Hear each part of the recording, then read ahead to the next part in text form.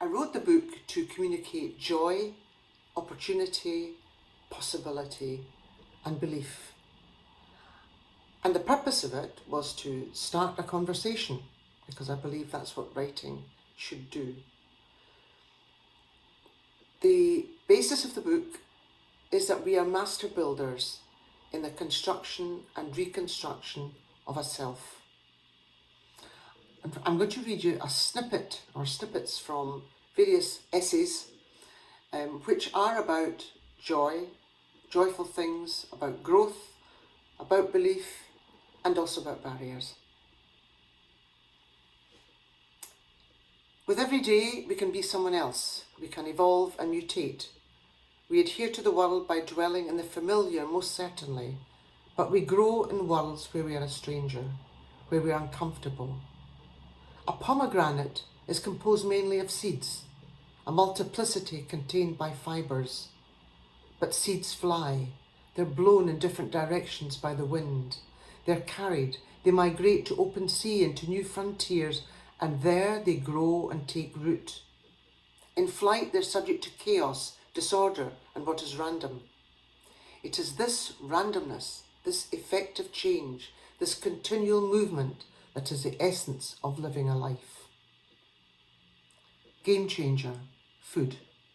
Food is a world in itself, a universe of magnificent diversity ranging across a wide spectrum of ingredients, taste, customs and culture, terms of reference, and even language. There is so much healing in a plate of food.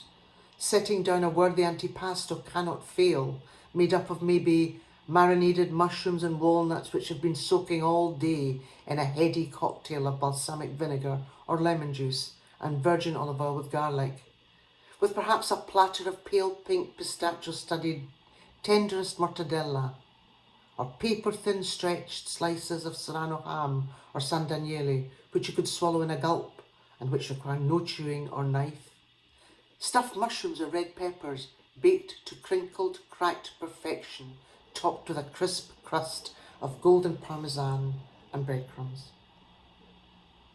Running. The icy air cuts like a blade. Snow cracks and splinters under my night Pegasus shoes, and I've just reached the top of the road to Benally Hill.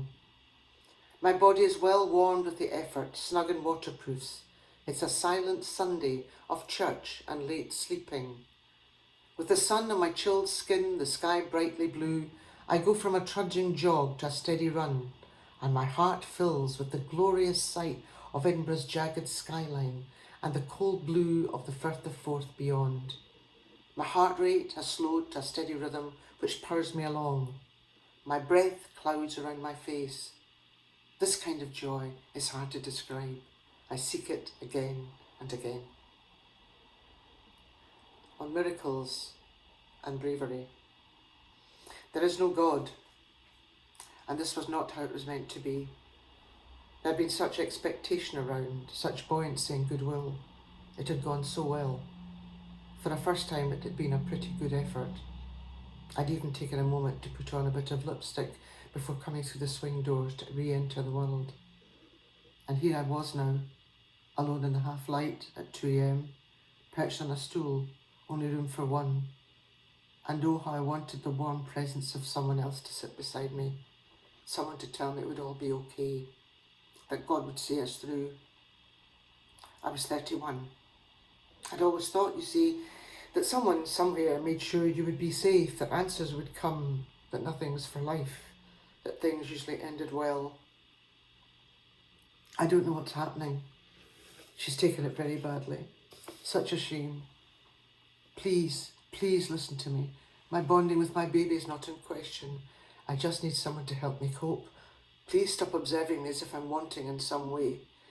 We need somewhere where we can really, really cry and hold each other.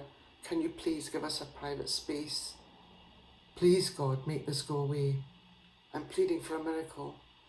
Please give her my legs, take it all, but make her whole. The tent and camping. Look up, she said, and I saw the moon. And our small world, each of us living our respective adventures within it, breathes one long contented sigh. Harmony settles and we drift hazily into night time together. Voices quieten and unruly dogs flop, and the only sound is the occasional crackle of logs, someone snoring. In this place, for now at least, where people are generous, where grass feathers black, the red moon is plump with bounty. Tonight we are replete with a craft beer, a chalk ice, and a sausage or two. Every tomorrow brings opportunity, and especially when we are quiet. Life is ever rich and exciting. There are always new worlds and new ways of being. All we need to do is to look up. Keeping away the spiders. Thank you for joining me this morning.